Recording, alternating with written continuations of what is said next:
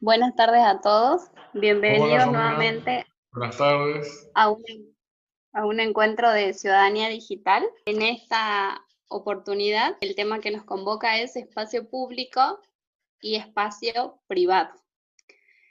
Para eso vamos a conversar con Jorge sobre la temática que les comentaba. Hola Romina, ¿cómo estás?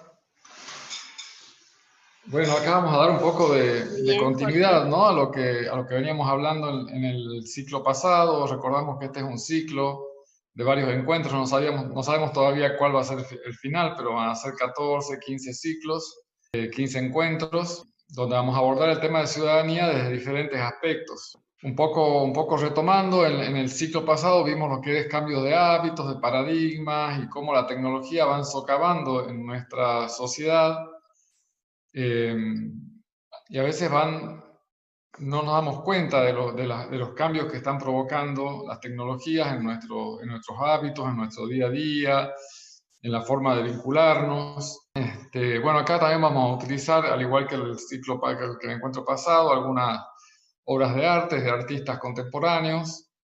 Hoy nos acompañan tres artistas: Alejandro Contreras de Tucumán, Felipe Jiménez y Ernesto Bertani de Buenos Aires. Bueno, un poco el tema de espacio público-privado tiene que ver con que cada vez se está haciendo más chico nuestro espacio privado y nos movemos cada vez más dentro de la esfera de lo público. A veces cuando nuestros niños son niños y empezamos a llevarlos a los espacios públicos, a sacarlos al barrio, a la plaza, eh, los sacamos de la mano, vamos a la plaza, vamos con muchas recomendaciones, que no hablen con extraños, que no se separen de la mamá o del papá, les enseñamos a cruzar la calle y siempre con advertencias de todas las cosas que podrían llegar a pasar o suceder.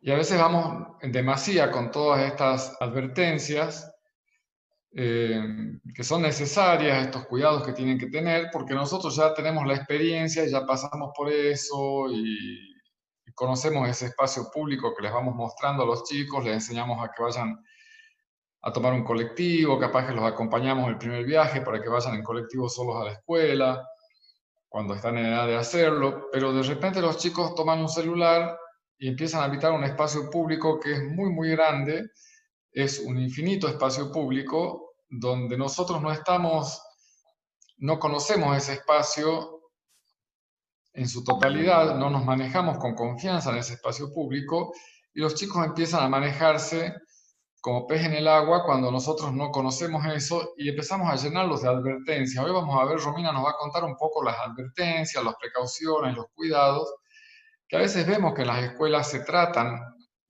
con mucha frecuencia y que a veces desalientan el uso de la tecnología dentro del aula.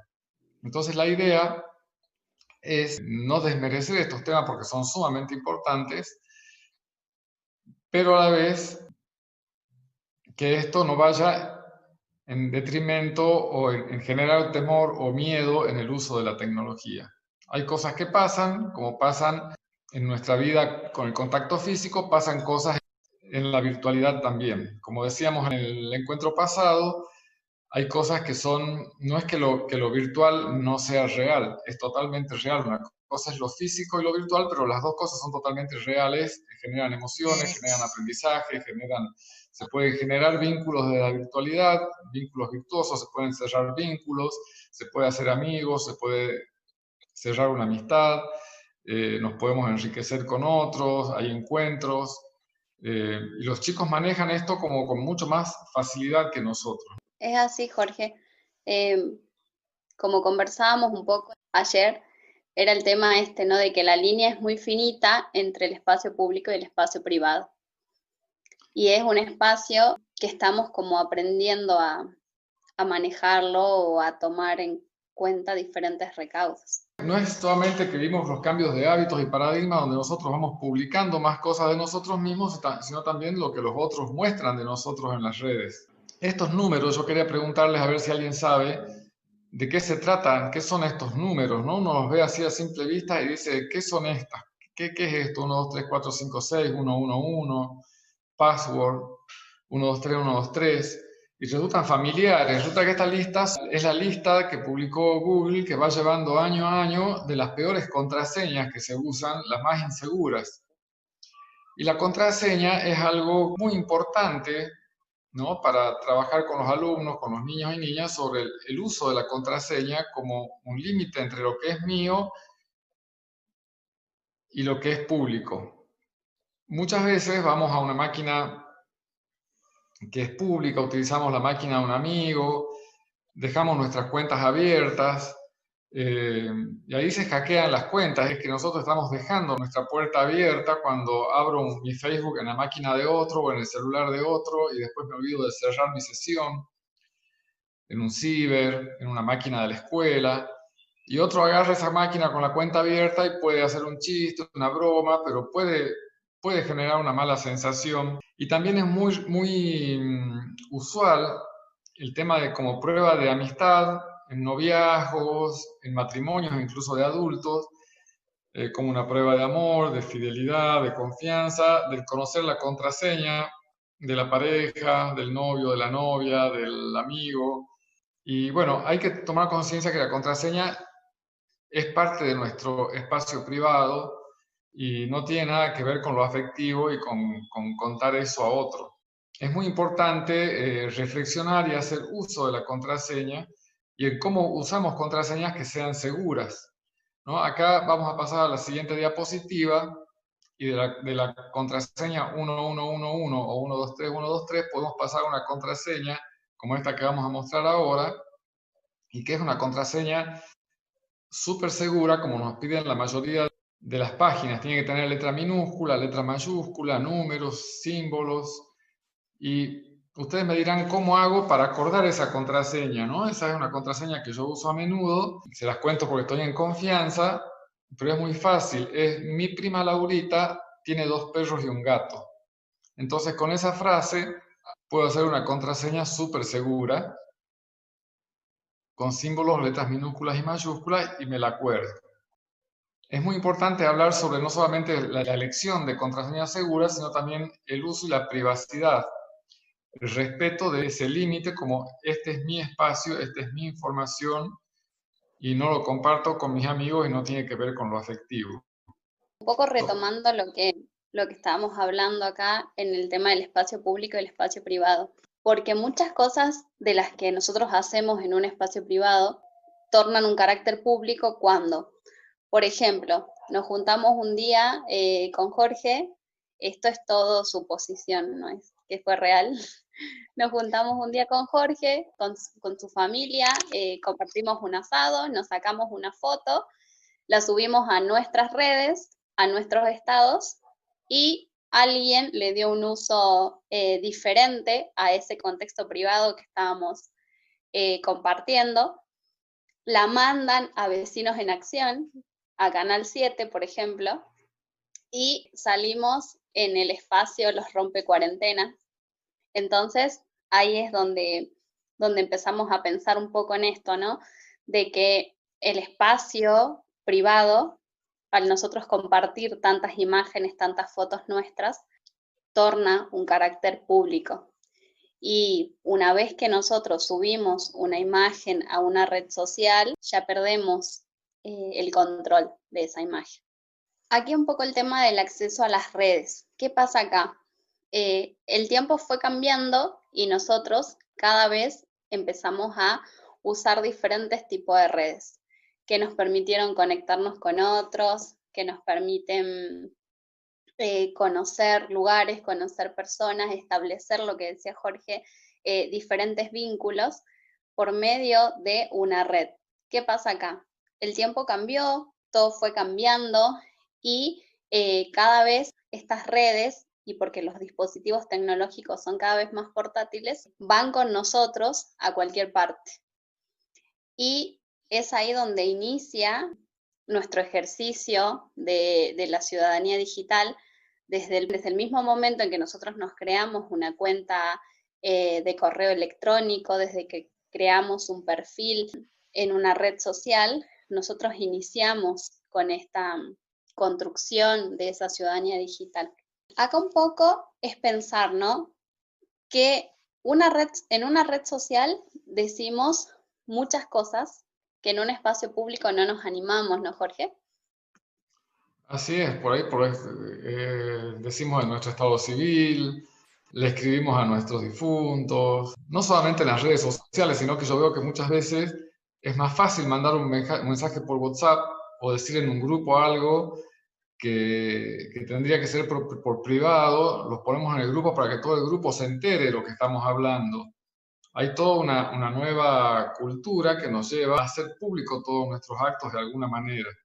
Eso es como muy fuerte, quizás no lo decimos cuando estamos en la cola de un súper y hablamos despacio para que no escuche que está al lado, pero llegamos a la casa y ponemos cosas en nuestras redes que escucha o las lee mucha gente. Sí, sucede en este Comentamos que tipo. estamos solos en la casa, los chicos cuentan qué están haciendo, con quiénes están, hacemos declaraciones de amor, a veces más fácil por las redes que cara a cara. Sobre todo también se ve mucho en adolescentes, en niños y niñas adolescentes, esto de que están en una fiesta y están viendo qué sucede en la otra, entonces siempre da la sensación de que me estoy perdiendo y lo mejor está donde no estoy yo, entonces me genera unas ganas de estar en muchas partes al mismo tiempo o cambiarme de lugar, ¿no? Y le damos mucha importancia a las aceptaciones que tenemos en las redes, genera mucha.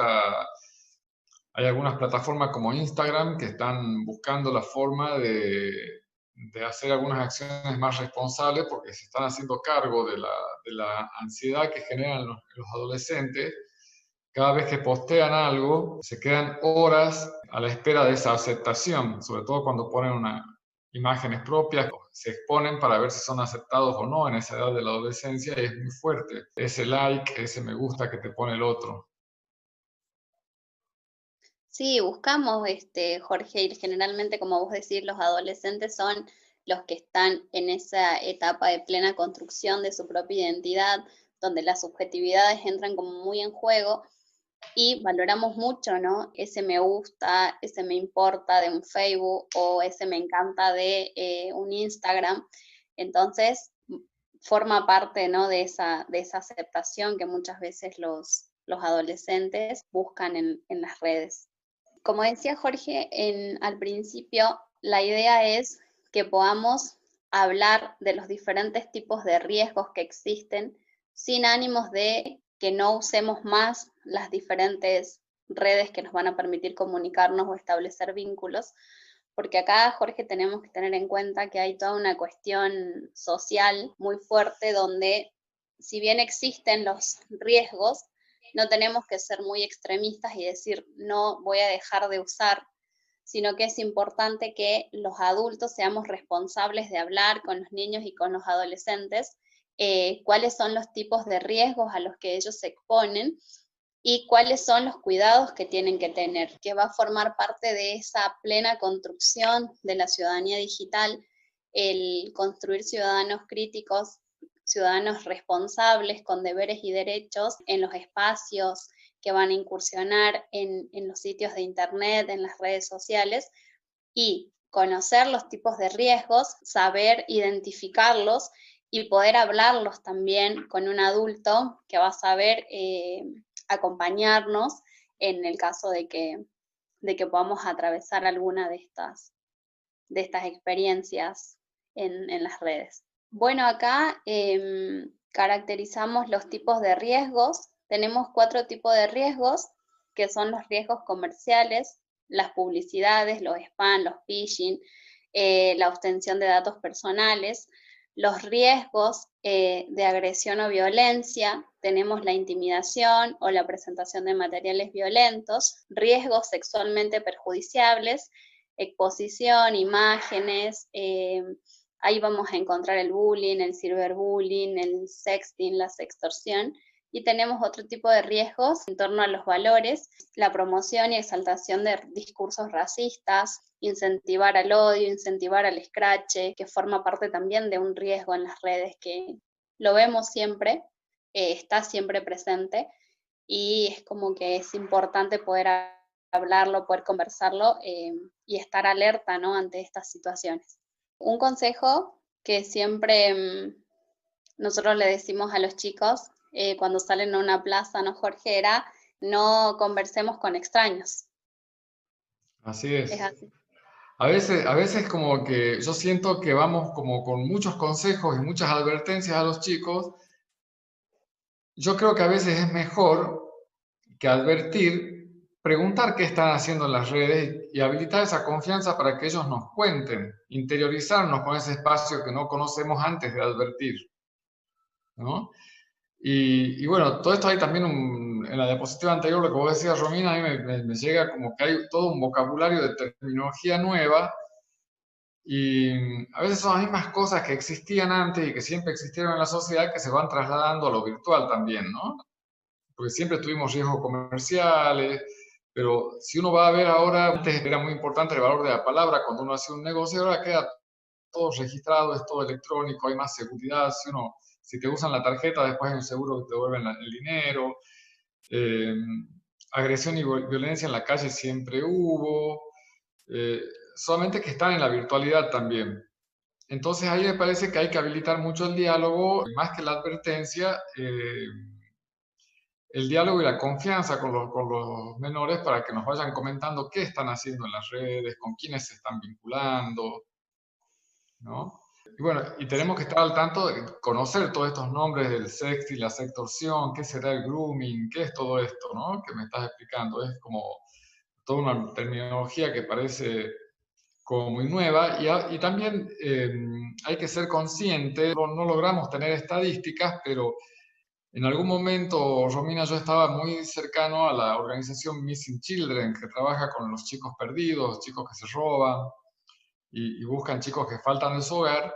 Y si uno se pone a ver detalladamente las estadísticas, el 98% de los robos de esos niños lo provocan familiares muy directos, ¿no? No es que un extraño arrebata al chico de la plaza y se lo lleva para traficar órganos, eso es una fantasía que tenemos. Generalmente son padres separados, una de las partes le quita el hijo al otro, una abuela quita el nieto porque cree que lo puede cuidar mejor y se lo lleva a otro país.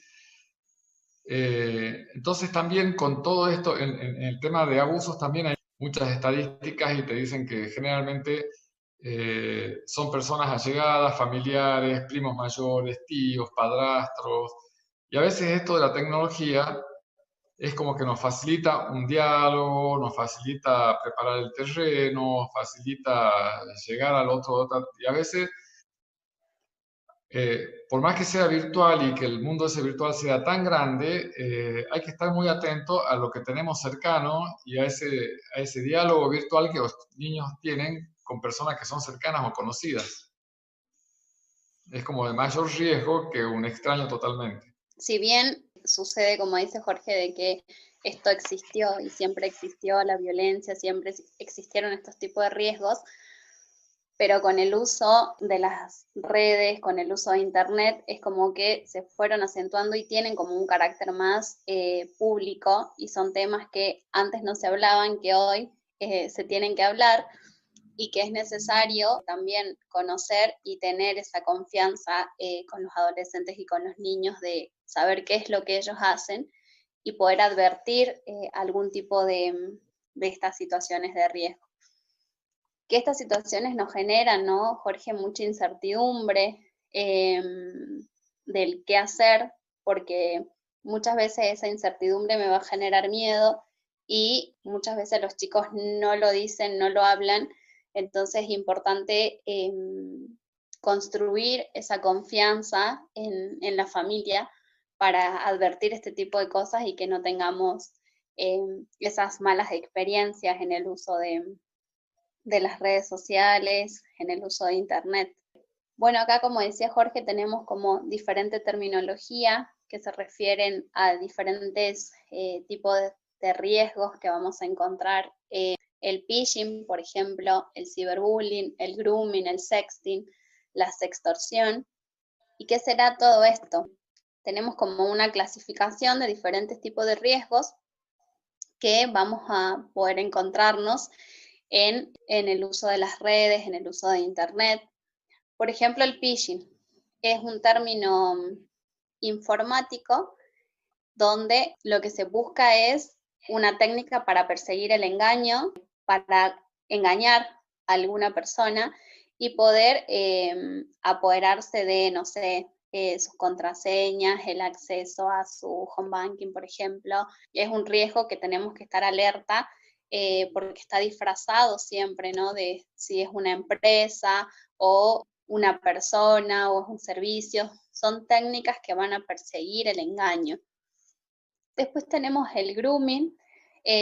Acá hay un dato un poco importante y curioso, Jorge, que en esta época de cuarentena que venimos atravesando desde marzo, los casos de grooming aumentaron hasta un 30% en el país, que es un dato que nos brinda cierta alerta del decir porque los chicos están más expuestos, utilizan más las redes, utilizan más los diferentes sitios, entonces los casos de grooming aumentaron en un 30%. ¿Cómo se logra identificar esto? Porque hubo un crecimiento en las denuncias respecto a este tipo de conductas, de riesgos que están atravesando algunos menores. ¿Qué es el grooming? Es o ciberacoso, también se lo denomina, se lo conoce. Son una serie de conductas que son emprendidas por un adulto a través de Internet. ¿Qué es lo que busca? Es establecer un vínculo y ejercer un control emocional con el fin de abusar sexualmente del niño, de la niña o del adolescente. Que acá es como dice Jorge, está en discusión si es un adulto muy alejado que no sabemos quién es o es alguien que ya tiene algún tipo de vínculo con los chicos que ejerce este tipo de violencia. Después tenemos el ciberbullying, que nosotros conocemos mucho, ¿no? De bullying, Jorge, que se habla mucho en las escuelas, que es ese insulto, esa amenaza hacia alguien, sino que se traslada a un espacio del ciberespacio. Acosamos, insultamos, chantajeamos a través de envíos de mensaje, de fotografías, de videos. Se puede hacer por las diferentes redes, por WhatsApp, por Facebook, por Instagram, en los mismos grupos que tenemos en WhatsApp también vemos muchas situaciones donde se insultan a personas, se amenazan, se chantajea. Entonces, ¿cómo pasamos, Jorge, como vos decías, de lo privado, de poder hablarlo, a poder ejercerlo mediante una red social? Sí, ahí Romy, en esto del ciberbullying, yo muchas veces pienso y veo este tema y nos sorprendemos del bullying que hacen los chicos a través de las redes, de los grupos de WhatsApp, entre sus compañeros. Por ahí tienen menos filtro que nosotros los adultos, pero yo siempre digo, ¿de dónde aprenden estos niños, estas niñas, el tema del ciberbullying si no es de los adultos que los tienen a cargo, ¿no? De los adultos más cercanos, porque si vos ves los grupos de adultos, grupos de padres, grupos de trabajo, también existe entre adultos esto. En los trabajos que se hacen grupos paralelos, dejando a uno o dos o tres fuera del grupo, también existe entre los adultos y de allí aprenden los niños, ¿no? Los grupos de papás a veces nos cuesta mucho respetar que el otro piensa diferente. Bueno, y en las mismas redes también, generalmente uno va haciendo redes y se va juntando con los más parecidos a uno, pero todavía estamos muy lejos de respetar al otro y de poder gestionar estos disensos y generar consensos, ¿no? Sí, tiene que ver mucho con la tolerancia, ¿no? De eso de con la que tolerancia.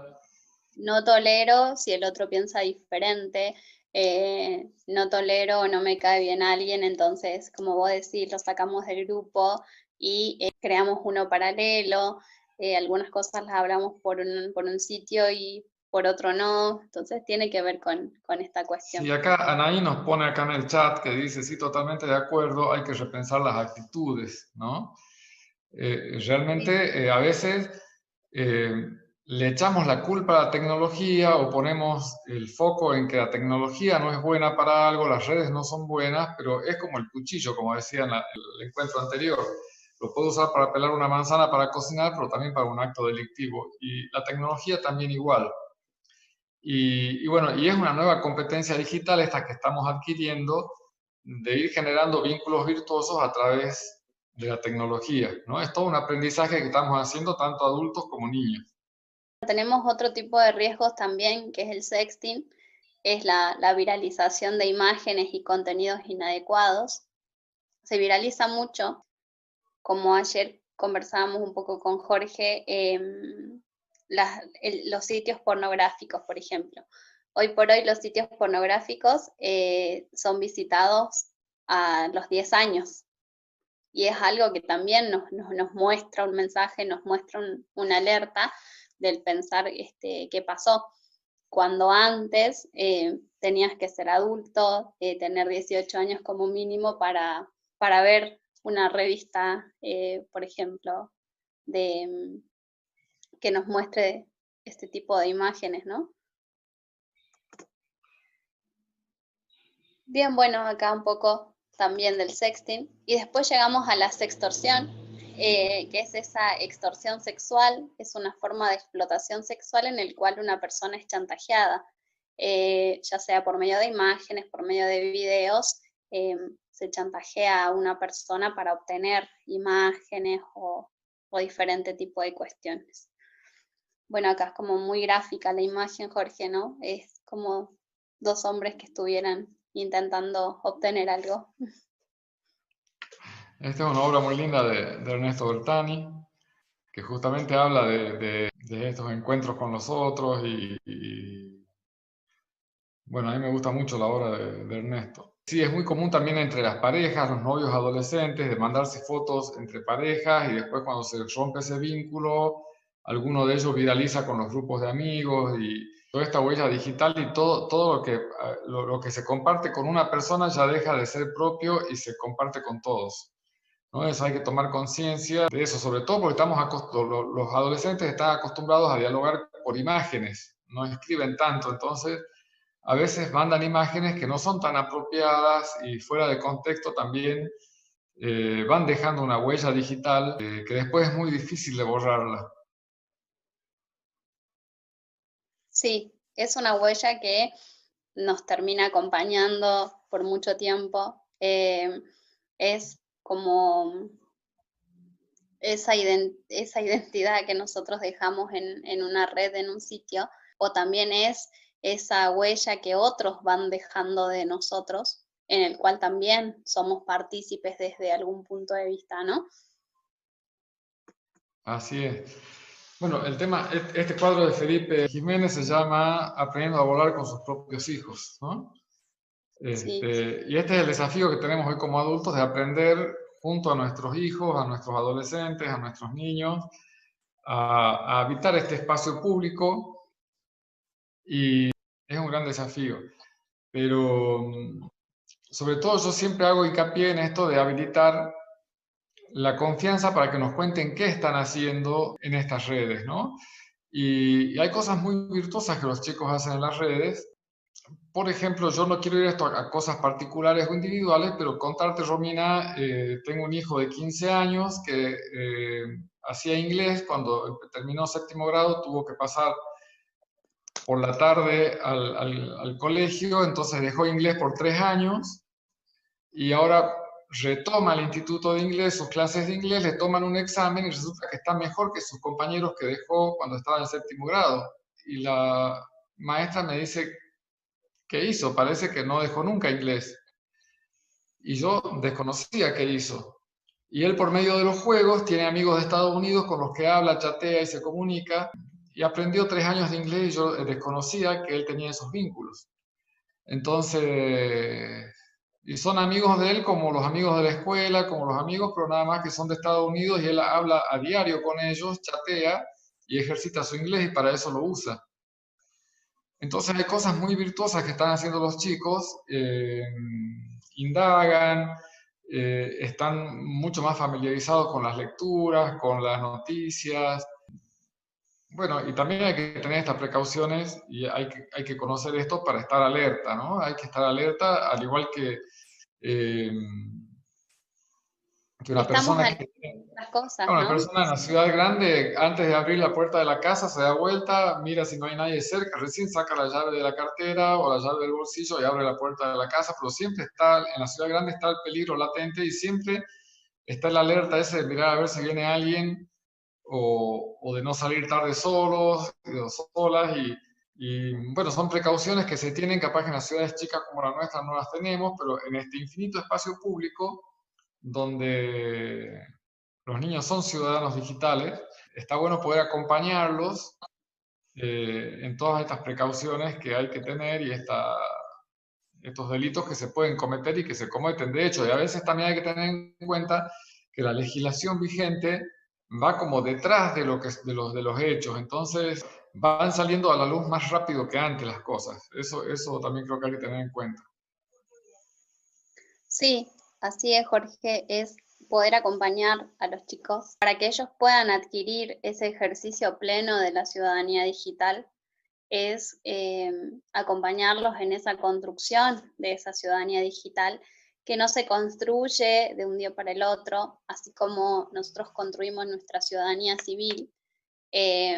También es importante hablar, ¿no?, de este tema de la construcción de la ciudadanía digital y qué cosas tenemos que tener en cuenta, porque tenemos derechos y también tenemos deberes que debemos respetar y como adultos tenemos que acompañar a nuestros niños y a nuestros jóvenes, ¿no?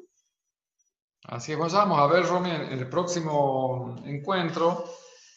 Eh, Vamos a ver un poco esto de lo que es el Estado, la sociedad civil organizada, ¿no? Las empresas, cómo se vinculan entre sí, lo institucional, lo formal, lo no formal, y cómo podemos ser esto que la tecnología nos permite ser permanentemente creadores de nuestro imaginario social, opinar. Nunca en la historia de la humanidad pudimos tener tanta participación ciudadana como hoy en día.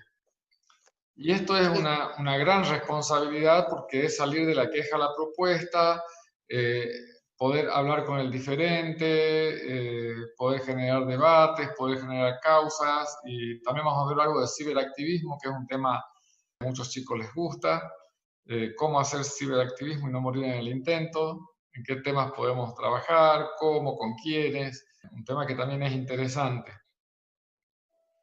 sí, muy interesante, Jorge. Así que bueno, los esperamos el próximo miércoles a las 17 horas por nuestro canal, el canal del área de educación digital, para un nuevo encuentro de ciudadanía digital.